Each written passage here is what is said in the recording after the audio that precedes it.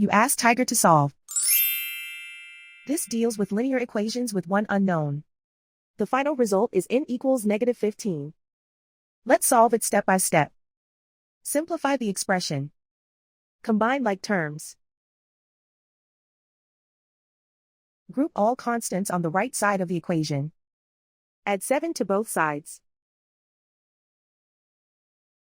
Simplify the arithmetic.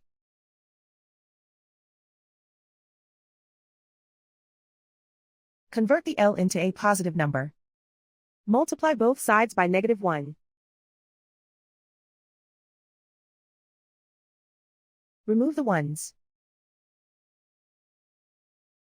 Simplify the arithmetic. And so the final result is n equals -15.